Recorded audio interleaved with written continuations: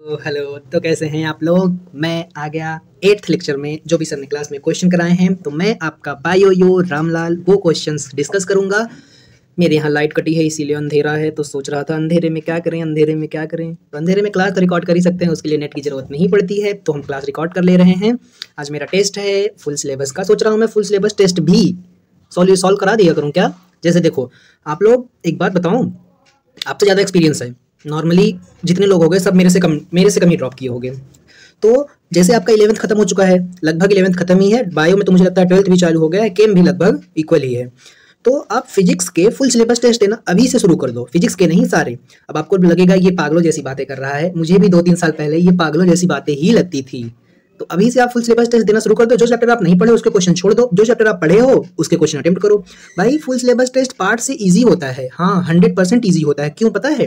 क्योंकि उस चैप्टर से एक्सपेक्टेड क्वेश्चन ही निकालना रहता है, जबकि पार्ट टेस्ट में कठिन से कठिन सवाल बनाए जाते हैं, उस चैप्टर में दिए जाते हैं टेस्ट में। तो मैं सोच रहा था कि मैं फुल सिलेबस टेस्ट भी प्रैक्टिस करवाना चालू कर दूं, ऐसा मैं सोच रहा था। तो क्या मैं करूं या नहीं करूं, आपको क्या लगता है? कर देते हैं, क्यों? मेरा भी फायदा है। क्या मैं टेस्ट दे के आऊंगा, जो क्वेश्चन मैंने गलत किए हैं उसको एक बार मैं सही पूरी तरह से सॉल्व कर दूंगा और एक बार फार्मूला अप्लाई कर दूंगा। इससे क्या होगा, गलत किया हुआ क्वेश्चन मैं रिपीट नहीं करूंगा। तो मेरा तो फायदा है ही। आपको अगर प्रैक्टिस करना है तो पीडीएफ दे दूंगा और सोल्यूशन भी, वीडियो सोल्यूशन भी दे दूंगा, ठीक। और मैं पीडब्ल्यू का फुल सिलेबस नहीं देता, क्योंकि पीडब्ल्यू में अभी फुल सिलेबस चालू ही नहीं हुआ है। जिसका हुआ है उसका करेंगे। स्टार्ट करते हैं अपने पहले सवाल से। क्या है भाई पहला सवाल? हमको फोर्स बतानी है। देखो हमने वेक्टर कूलम्ब्स लॉ का वेक्टर फॉर्म पढ़ा है। क्या होता है कूलम्ब्स लॉ का वेक्टर फॉर्म? F के ऊपर arrow into K Q1 Q2 with sign divided by R का स्क्वायर। ये होता है हमारा वेक्टर फॉर्म। इसका मॉड लेंगे तो यहाँ पर हमको R12, एक मिनट, जैसे कोई दो बॉडी है, हम 1 पे 2 के लगाएंगे तो ये हमारा हो जाएगा क्या, R स्क्वायर मेरा हो जाएगा, R स्क्वायर नहीं, ये मेरा हो जाएगा क्या, R12, और यहाँ पर हो जाएगी R कैप 12 का, ठीक। तो ये स्क्वायर होगा। ये होता है कूलम्ब्स लॉ का वेक्टर फॉर्म। वेक्टर फॉर्म में क्या करते हैं, इसको साइन के साथ पुट करते हैं। अब R कैप को अगर हम तोड़ेंगे, R कैप को तोड़ना कहाँ सीखे हैं, वेक्टर में। क्या होता है, R का मॉड, ये होता है R का मॉड अपॉन R वेक्टर, यही होता है। अच्छा उल्टा कर दिया, ये होता है R अपॉन R का मॉड, ठीक, कोई दिक्कत नहीं। अब अगर हम इसको तोड़ के लिखें तो हम इसको ऐसे लिख सकते हैं, वेक्टर फॉर्म है तो K Q1 Q2 divided by R12 का मॉड ले लिया है, स्क्वायर मल्टीप्लाई बाई नीचे एक R मॉड हो जाएगा, ऊपर मेरा आ जाएगा R12, ऊपर मेरा R वेक्टर हो जाएगा 12। तो ये कुछ मेरा इस तरह से नहीं बन जाएगा, K Q1 Q2 divided by R12 का क्यूब और ऊपर R वेक्टर। तो ये डायमेंशनली करेक्ट हो जाएगा, क्योंकि R से R कैंसिल होगा तो हमारा क्या बचेगा, R स्क्वायर बच जाएगा। अब ऐसा सवाल आज तक नीट में नहीं आया है वैल्यू रख के। हालांकि हमने लास्ट लेक्चर का जो लास्ट सवाल किया था उसमें वैल्यू नहीं रखी थी, सिर्फ इक्वेशन लिखा था। लेकिन ऐसा सवाल आज तक नीट में नहीं आया है, तो सर ने कह दिया था नीट में नहीं आएगा। जब सर ने कह दिया है तो नीट में नहीं आएगा, फिर भी हम कर लेंगे। ये कोऑर्डिनेट्स दिए हैं, कोऑर्डिनेट्स मतलब I J K। अब एक काम करेंगे, हम पहले हम ये निकाल लेंगे। इसको क्या बोलते हैं, इसको बोलते हैं पोजीशन वेक्टर। पोजीशन वेक्टर क्या होता है, ये होता है R1 माइनस R2 होता है, R2 माइनस R1 होता है।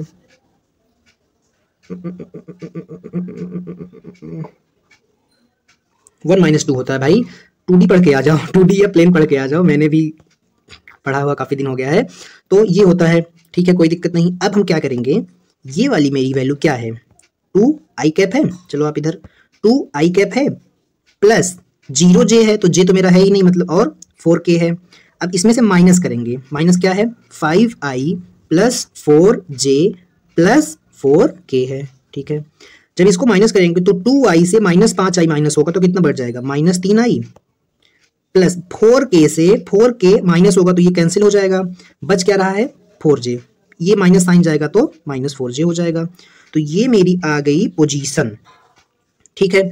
मुझे पोजीशन पता चल गई है, क्या है, -3j। अब अगर मैं इसका मॉड निकालूं तो मॉड कैसे निकालेंगे, स्क्वायर करके ऐड करते हैं सिंपली।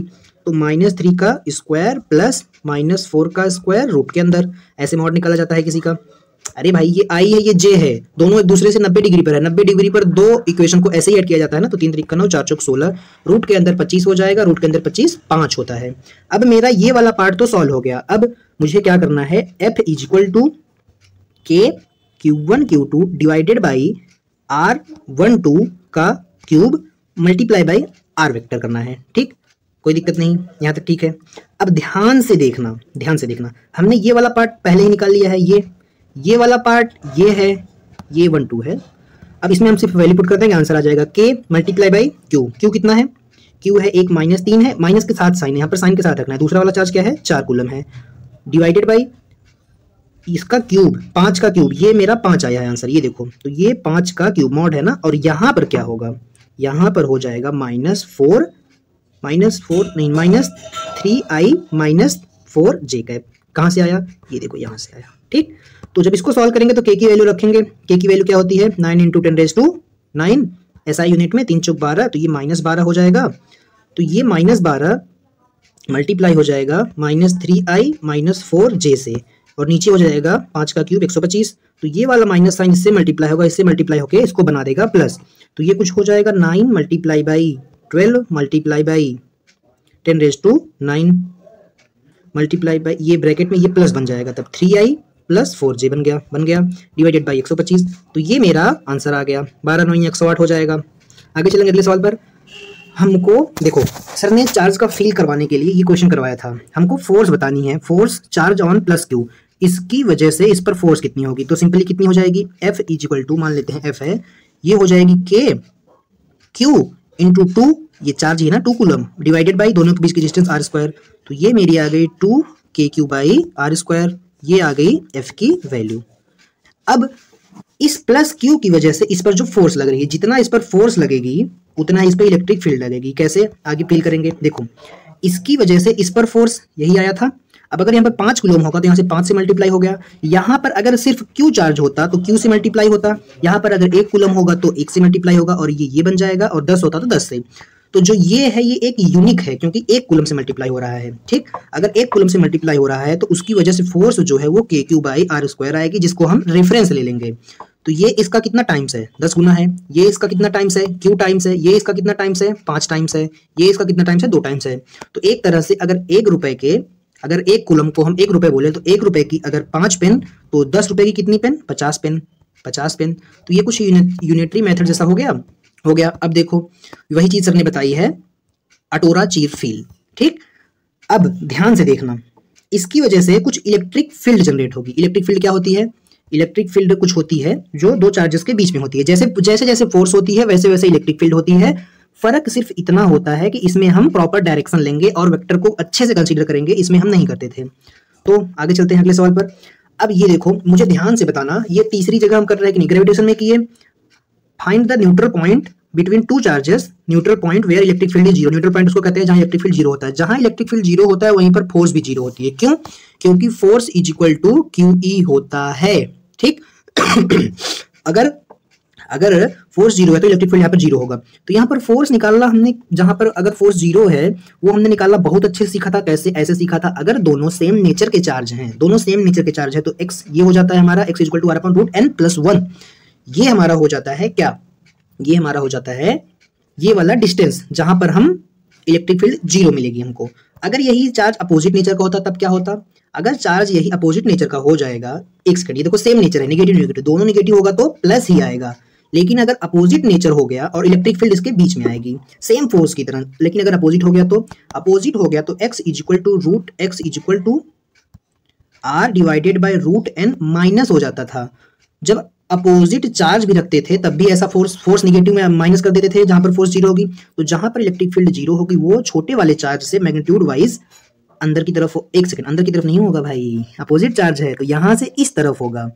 तो कुछ ये x डिस्टेंस होगा मेरा। ठीक, आगे चलेंगे। अब देखो, अब ये सब सवाल चुटकी बजा के नहीं कर पाएंगे तो ये आपकी गलती है। क्यों? हमको बताना है कहां पर फील्ड 0 है, मतलब इलेक्ट्रिक फील्ड 0 है, तो वहीं पर इलेक्ट्रिक फील्ड 0 होगी जहां पर फोर्स 0 होगी। फोर्स 0 निकालना हम ऑलरेडी पिछले क्लासेस में कर चुके हैं और ग्रेविटेशन में भी कर चुके हैं। तो सेम नेचर के चार्ज हैं। ये इसका कितना टाइम्स है? 4 गुना है, तो ये n की वैल्यू 4 आ गई। तो x जो है कुछ यहां पर आएगा, ये कुछ मेरा x हो जाएगा, जिसकी वैल्यू क्या हो जाएगी? r/√n+1। क्यों? क्योंकि सेम नेचर का चार्ज है। r की वैल्यू कितनी है? 12। r की वैल्यू 12 है। n कितना है? √4 + 1, तो 12 / √4 मतलब √4 मतलब 2 + 1, तो ये हो जाएगा 3 3 चौक 12, तो 4 सेंटीमीटर इस पॉइंट से इस पॉइंट की तरफ, इस जगह पर हम, यहाँ पर हमारी इलेक्ट्रिक फील्ड 0 हो जाएगी। अब अगर अपोजिट नेचर का चार्ज है तब क्या करेंगे, तब x is equal to R divided by root of n minus 1 कर देंगे। r कितना है, 10 मीटर है, n कितना है, ये इसका कितना गुना बड़ा है, 4 गुना, तो यहाँ पर भी रूट 4 हो जाएगा, माइनस 1 हो जाएगा। माइनस क्यों, क्योंकि अपोजिट चार्ज है। 10 डिवाइडेड बाई रूट ऑफ 4 को हम 2 लिख सकते हैं, 2 माइनस 1 1 हो जाएगा, तो ये मेरा आंसर 10 मीटर आ जाएगा। 10 मीटर कहाँ से, सर ने ये चीज शायद क्लास में गलती से गलत बता दी थी, सेंटीमीटर बता दिया था, मीटर को गलत नहीं बताई थी, बस मीटर को सेंटीमीटर बोल दिया था भाई, इसमें कोई गलत क्या है, 2x की स्पीड में बोलने लगा था ना मैं, ठीक। अब देखो मैग्नीट्यूड वाइज छोटा चार्ज कौन है, ये अपोजिट चार्ज है, तो यहाँ पर कहीं पर इलेक्ट्रिक फील्ड 0 नहीं होगी, जैसे फोर्स 0 नहीं होती, ये यहाँ पर कहीं 0 होगी x डिस्टेंस पर, जो कि होगा 20 मीटर, ठीक। आगे चलेंगे हम अगले सवाल पर। 5 कूलम से 20 मीटर है, इससे कितना होगा, 30 हो जाएगा। अब देखो find the point where electric field is 0, कर लोगे कि नहीं कर लोगे यार। यहाँ पर n की वैल्यू क्या हो जाएगी, सिंपली आप बड़े वाले को ऊपर रख देना, छोटे वाले को नीचे रख देना, 16/n आ गई। अब अपोजिट चार्ज है, तो हम कहाँ रखेंगे वो बाद में देखेंगे, पहले हम निकाल लेते हैं पोजीशन क्या होगी, r divided by root of n minus 1, minus हो गया क्योंकि अपोजिट नेचर ऑफ चार्ज है। r की value 8 centimetre, root of n कितना है, 16 डिवाइडेड बाई 9 है ना, हाँ 9 है, तो 16, मेरी पेन सही नहीं चल रही है आज, फिर माइनस 1, तो 8/16 9 को रूट में लेंगे तो 4/3 हो जाएगा, माइनस 1। तो जब इसको सॉल्व करेंगे, मुझे आज तक एलसीएम लेने नहीं आया है, कितनी गंदी बात है ना, मैं क्रॉस मल्टीप्लाई करके ही करता हूँ, सोच लो इतना बड़ा हो गया हूँ। 1/3 तो 3 ऊपर चला जाएगा, तो ये बन जाएगा 24, क्या मीटर है कि सेंटीमीटर है, सेंटीमीटर। तो 24 सेंटीमीटर पर हमारा इलेक्ट्रिक फील्ड 0 होगा। अब कहाँ से 24 सेंटीमीटर, मैग्नीट्यूड वाइज कौन छोटा है, ये छोटा है, मैग्नीट्यूड वाइज साइन नहीं देखना है, जब मैग्नीट्यूड वाइज ये छोटा है तो यहाँ से इस तरफ x डिस्टेंस पर, जो कि मेरा 24 सेंटीमीटर है, वहां पर इलेक्ट्रिक फील्ड 0 होगी। अब देखो ऐसा सवाल आपने कहाँ किया है, सही से बताना, किया है कि नहीं किया है। हमको बताना है इलेक्ट्रिक फील्ड ओरिजिन पर due to all these charges, और ये इंफिनिटी तक है। सेम सवाल ग्रेविटेशन में किया है कि नहीं किया है, बताना, दिल पर हाथ रख के बताना भाई, झूठ मत बोलना। ये है ग्रेविटेशन में, और हम बेसिक मैथ में भी ये किए हैं। तो स्टार्ट कर देते हैं। इसकी वजह से इसके ऊपर कुछ फोर्स आएगी, फिर इसकी वजह से इस पर कुछ फोर्स आएगी, फिर इसकी वजह से इस पर कुछ फोर्स आएगी, ऐसे ही सब पर फोर्स आएगी। तो हम क्या करेंगे, फोर्स लिखेंगे। कैसे लिखेंगे force, F is equal to k q, F is equal to k q force होती है। लेकिन इलेक्ट्रिक फील्ड क्या होती है, इलेक्ट्रिक फील्ड क्या होती है, मैंने बताया ही नहीं क्या कहीं।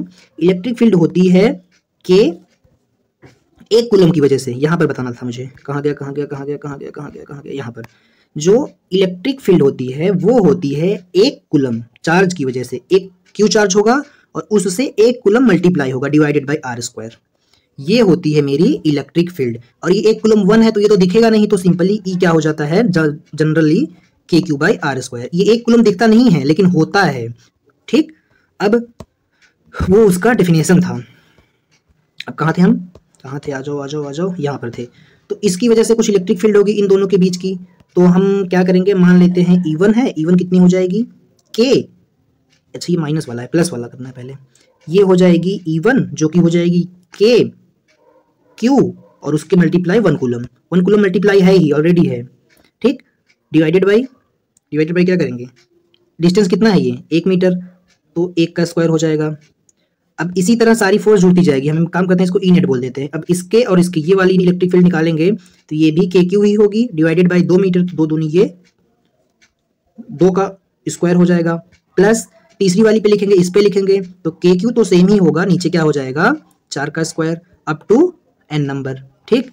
अब क्या करेंगे हम, यहाँ से के क्यू कॉमन निकाल लेंगे, के क्यू कॉमन निकाल लिया तो 1 डिवाइडेड बाई 1 बचा, तो एक तरह से ये 1 ही है, प्लस 1 डिवाइडेड बाई 4 बचा, 1 डिवाइडेड बाई 16 बचा, 1 डिवाइडेड बाई 5 मीटर होगा तो अच्छा 8 मीटर है, 8 × 64, 1 divided by 64 up to infinity, ठीक है। ये मेरी कौन सी सीरीज बन गई, जीपी सीरीज बन गई। जीपी सीरीज कैसे लिखते थे हम, जीपी बराबर फर्स्ट टर्म, इसका टोटल सम कैसे लिखते थे, सम, जीपी सीरीज में सम कैसे लिखते थे, first term divided by 1 minus common ratio, ये होता था इसका एडिशन। अब ध्यान से देखना, ये हो गया के क्यू, अरे यार टाइप कर पड़ा था, ये हो गया मेरा क्या के क्यू। अब के क्यू के ब्रैकेट में लेंगे, पहला टर्म क्या है 1 है तो ऊपर 1 आ जाएगा, नीचे 1 माइनस कॉमन रेशियो क्या होगा, दूसरे टर्म को पहले टर्म से डिवाइड कर दो, तो 1/4 डिवाइड बाई 1/4 ही होगा, तो ये मेरा 1/4 ही होगा। अब जब हम इसको थोड़ा सा सॉल्व कर लेंगे तो के क्यू हो जाएगा मल्टीप्लाई बाई 1 डिवाइडेड बाई 4 में से 1 जाएगा तो 3, नीचे 4, ये 4 चला जाएगा ऊपर और क्या बन जाएगा के क्यू 4/3। तो ये मेरी आ गई ई नेट सारे चार्जेस की वजह से। इसी तरह अगला सवाल है। अगले सवाल में सिर्फ फर्क क्या है कि एक बार पॉजिटिव एक बार नेगेटिव, पॉजिटिव नेगेटिव ऐसा चार्ज रख दिया है। तो हमारी ई जो है यहाँ पर भी के क्यू होगी, लेकिन यहाँ पर साइन के साथ रखेंगे, 1 हो जाएगा 1 का स्क्वायर। अब देखो प्लस करेंगे, जब प्लस करेंगे दूसरा क्या हो जाएगा के बट माइनस क्यू, तो माइनस साइन यहाँ आ जाएगा और ये के क्यू बाई 2 का स्क्वायर हो जाएगी प्लस। अब देखो यहाँ पर प्लस है इसलिए प्लस कर दिया, तो के क्यू डिवाइडेड बाई 4 का स्क्वायर। अब देखो माइनस साइन है इसलिए माइनस लगा दिया और के क्यू बाई 8 का स्क्वायर, ऐसे ही n तक चला जाएगा। ठीक, अब क्या करेंगे, सिंपली हम ई नेट निकालेंगे। कैसे, क्या कॉमन है इसमें, के क्यू कॉमन है, ब्रैकेट में 1 बचा माइनस यहाँ पर क्या बचा 1/4 प्लस 4 का स्क्वायर 16 माइनस ये 8 28 64, ऐसे ही n तक चला जाएगा। अब यहाँ पर सबसे बड़ी चीज होगी कॉमन रेशियो निकालना। कॉमन रेशियो कैसे निकालेंगे, सेकंड टर्म -1/4 है डिवाइडेड बाय फर्स्ट टर्म 1, तो जब इसको डिवाइड करेंगे तो -1/4 मेरा क्या आएगा कॉमन रेशियो। तो जीपी सीरीज में कैसे करते हैं सम, यार मेरी पेन अपने आप चल रही है, बहुत गुस्सा आती है मुझे ऐसे होता है तो। के क्यू है, मेरी पेन यही है भाई K Q 1 first term divided by 1 minus common ratio. Common ratio इस बार -1/4 है, तो यहाँ पर हम -1/4 पुट करेंगे और ब्रैकेट बंद कर देंगे। जब इसको सॉल्व करेंगे तो के क्यू ब्रैकेट के अंदर 1 डिवाइडेड बाई 1 प्लस 1/4 हो जाएगा। तो इसको हम क्रॉस मल्टीप्लाई करेंगे, जब इसको क्रॉस मल्टीप्लाई करेंगे तब क्या होगा के क्यू ब्रैकेट में ये 4 1 जो 4, तो नीचे हो जाएगा 5 और ये 4 चला जाएगा ऊपर, तो ये आ गया मेरा 4/5 के क्यू, स्मॉल क्यू है। ठीक है, तो ये मेरा आ गया नेट इलेक्ट्रिक फील्ड। आगे चलेंगे अगले सवाल पर। इस पर इलेक्ट्रिक फील्ड जैसे जैसे फोर्स निकालते थे वैसे वैसे इलेक्ट्रिक फील्ड निकालेंगे, कोई ज्यादा फर्क नहीं होगा। तो इसकी वजह से इस पॉइंट पर कुछ इलेक्ट्रिक फील्ड इस साइड आएगी, इसकी वजह से इलेक्ट्रिक फील्ड इस साइड आएगी। ये इलेक्ट्रिक फील्ड कितना होगी, ये होगी के Q divided by A square. ये इलेक्ट्रिक फील्ड कितनी होगी, E is equal to k Q divided by A square. इसका नेट इस साइड होगा, ये 90 डिग्री है तो ये √2 टाइम्स ऑफ के Q divided by A square हो जाएगा। ये मेरी नेट इलेक्ट्रिक फील्ड हो जाएगी। ठीक है, आगे चलेंगे अगले सवाल पर। अगला सवाल अच्छा सवाल है, मुझे पॉइंट पर बतानी है रेशियो बताना है इलेक्ट्रिक फील्ड का, इस पॉइंट और इस पॉइंट पर। ठीक है, कैसे निकालेंगे। अच्छा एक बात और नहीं बताई ना, जो पॉजिटिव चार्ज होता है इलेक्ट्रिक फील्ड उससे दूर होती है, और जो निगेटिव चार्ज होता है इलेक्ट्रिक फील्ड इसके पास होती है, इलेक्ट्रिक फील्ड इससे दूर होती है। ये बात नहीं बताया था, अभी बता दिया सर ने, स्टेटमेंट लिखवाई थी प्रॉपर। तो क्या है, अगर ये ए है तो ये मेरा a/2 हो अरे यार कसम से बहुत गुस्सा हो रही है, ये मेरा a/2 हो जाएगा। और ये डिस्टेंस हम पहले ही हमको पता है क्या है, a/√2। कैसे पता है, पहले क्वेश्चन किया है ना भाई, नहीं किया है तो छी ससुर है आप पे। ठीक, अब देखो इस पॉइंट के बीच में हमको इलेक्ट्रिक फील्ड निकालनी है। ठीक है, यहाँ पर हम क्या करेंगे, 1 कूलम का चार्ज मान लेंगे, मान लिया।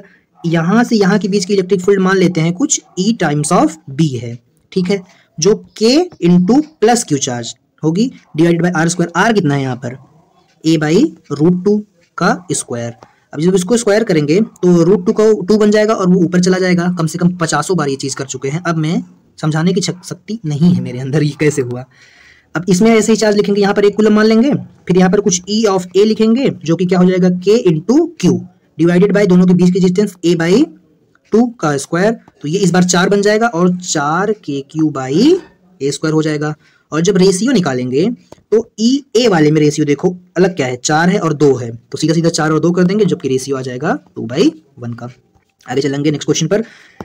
ये चीज मैंने आपको बना के दिखाई थी कि नहीं दिखाई थी, सही से बताना।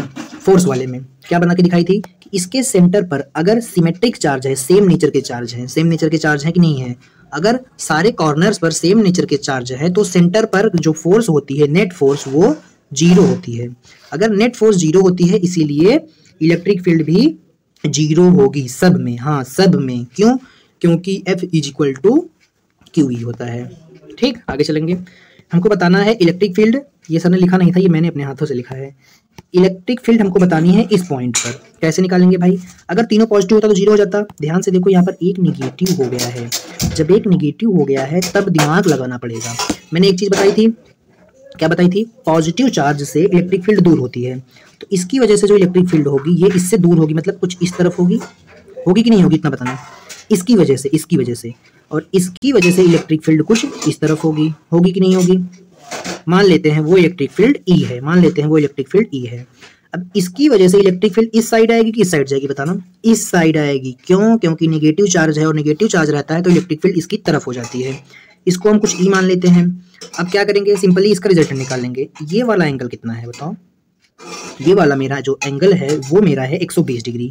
तो 120 डिग्री पर जो ई नेट होता है रिजल्टेंट वो हो जाता है ई के बराबर ही। कहाँ से आया, वेक्टर से आया, बिना वेक्टर पढ़े इलेक्ट्रिक फील्ड पढ़ना मतलब बेवकूफ़ी है। तो मान लेते हैं कुछ ये ई डैश है, तो इसमें आके ई डैश जुड़ जाएगी, इसका नेट इस साइड हो जाएगा, तो मेरी जो इलेक्ट्रिक फील्ड है वो मेरी कितना हो जाएगी, ई डैश ई के बराबर है, तो मेरी जो ई डबल डैश नेट होगी जो वो मेरी हो जाएगी 2 टाइम्स ऑफ ई। क्यों, ई डैश की वैल्यू भी ई है, ये ऑलरेडी ई है, 2 टाइम्स ऑफ ई। अब ई क्या होती है, ई होती है के Q, Q Q divided by क्या, डिवाइडेड बाई दोनों के बीच की डिस्टेंस। ये वाली डिस्टेंस हम निकाले थे कि नहीं निकाले थे, ये वाली डिस्टेंस क्या होती है, a बाई √3 होती है। तो यहाँ पर a बाई √3 का होल स्क्वायर कर देंगे, तो ये मेरी हो जाएगी 2kq divided by a square, √3 का स्क्वायर करेंगे तो 3 बन जाएगा, तो 3 दूना 6 divided by kq multiply by kq divide by a square. ये मेरा इस पे नेट इलेक्ट्रिक फील्ड आ जाएगी। चलेंगे अब इसके आगे हम, सही है।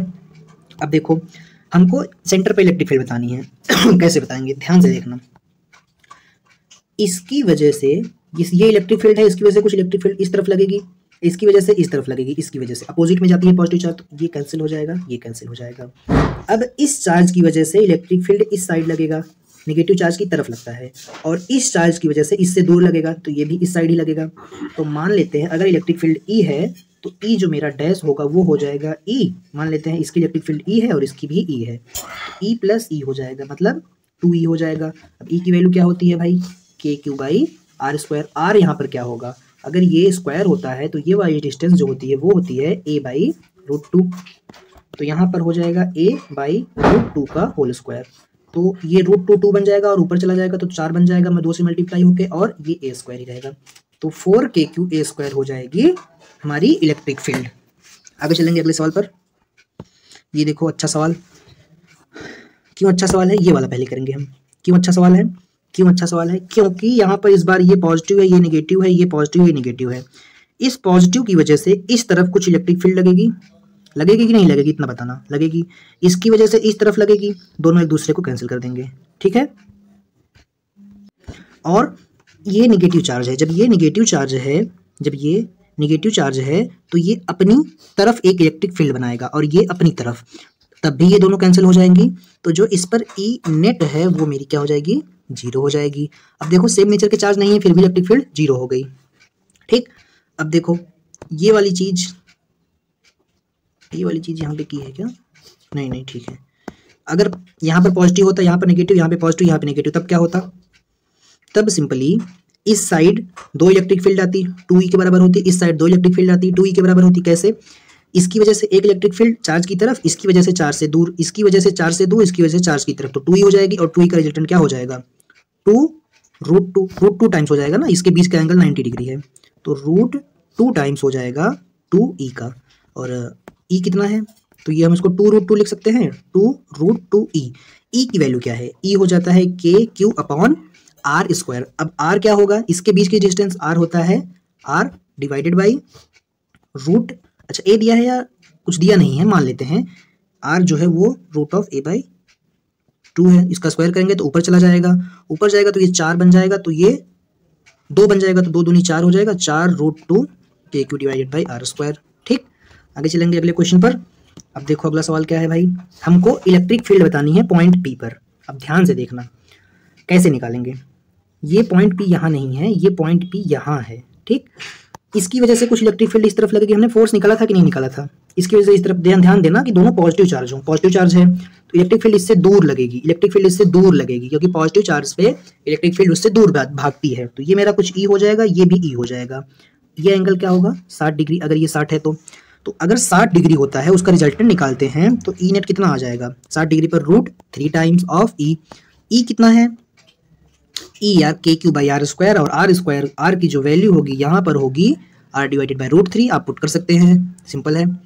अब देखो इसमें मुझे पी पर बताना है, कैसे निकालेंगे ध्यान से देखना।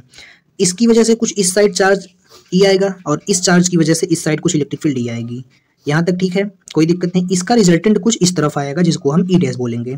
अब अगर इन दोनों के बीच में 90 डिग्री है तो ई डैश मेरा कितना हो जाएगा, √2 टाइम्स ऑफ ई, यहाँ तक ठीक है, कोई दिक्कत नहीं। लेकिन इस पॉइंट चार्ज, इस चार्ज की वजह से यहाँ पर इलेक्ट्रिक फील्ड आएगी। ये डिस्टेंस क्या होती है, अगर हम इसको r मानते हैं तो ये होती है √2r। कैसे, ये r है, ये r है, तो 90 डिग्री पर है तो √2r ही होगा। अब ये डिस्टेंस है √2r और इसके बीच में हम मानते हैं कि एक कोई चार्ज आया, इलेक्ट्रिक फील्ड है जिसको हम ई डबल डैश बोलेंगे। ई डबल डैश अगर इसी के डायरेक्शन में है तो जुड़ जाएगी, तो ई नेट बराबर क्या हो जाएगा, ई dash plus E double dash. ई डैश की वैल्यू हमारी है कितनी, √2 टाइम्स ऑफ ई प्लस, अब ई डबल डैश की वैल्यू निकाल लेते हैं, क्या होगी, ई डबल डैश की वैल्यू भी हमारी कुछ ई ही आएगी, तो ये ई हो गई। अब हम अगर हम वैल्यू निकालें, अगर हम वैल्यू निकालें तो क्या हो जाएगा, अगर हम वैल्यू निकालेंगे, कहाँ गया मेरा, तो इसको हम लिख सकते हैं √2 टाइम्स ऑफ के क्यू बाई, इन दोनों के बीच की डिस्टेंस कितनी है, इसके और इसके बीच की डिस्टेंस, इसके और इसके बीच की सिंपली r है, r है तो हम लिख देंगे r स्क्वायर प्लस, अब इस वाले चार्ज, इस वाले ई जो ये ई डबल डैश था वो क्या हो जाएगा, के क्यू डिवाइडेड बाय, यहाँ पर r क्या होगा, √2 टाइम्स ऑफ r, इसका स्क्वायर हो जाएगा। जब इसको जोड़ेंगे तो जो भी वैल्यू आएगी लिख देंगे उसको। अब ध्यान से देखना, ये मेरा एक बहुत ही अच्छा सवाल है।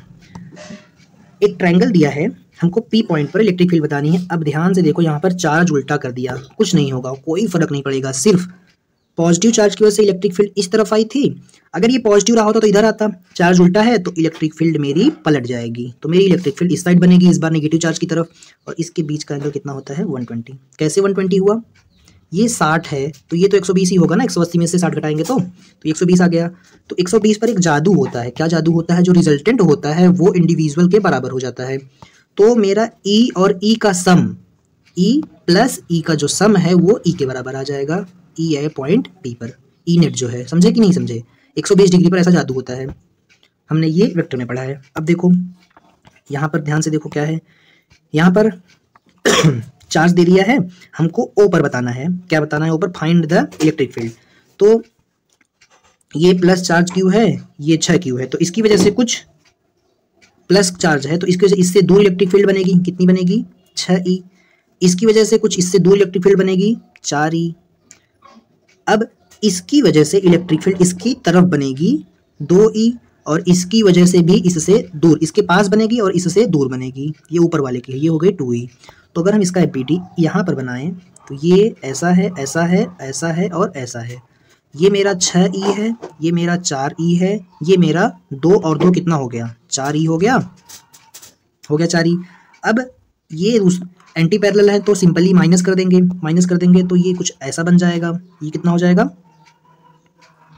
ये है मेरा 6, ये मेरा 2E बन जाएगा और ये मेरा 4E बन जाएगा, ये मेरा 2E बन जाएगा, ये मेरा 4E बन जाएगा, बन गया।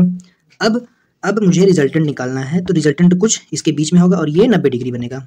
तो रिजल्टेंट 90 डिग्री का कैसे निकालते हैं हम, √4 टाइम्स ऑफ E का स्क्वायर प्लस 2E का स्क्वायर, तो ये 4 चौक 16E हो जाएगा, E स्क्वायर प्लस 2 दूनी 4E स्क्वायर, ये हो जाएगा कुछ 20E स्क्वायर रूट के अंदर। अब ये मेरा रूट के अंदर 20 हो गया और E स्क्वायर हो गया रूट के अंदर, तो स्क्वायर रूट को खा जाएगा, स्क्वायर रूट को खा गया तो √20 इंटू E हो गया। रूट के अंदर 20 मतलब 4 चौक 16 बचे 20, 4 बाहर आ जाएगा, 5 अंदर √E।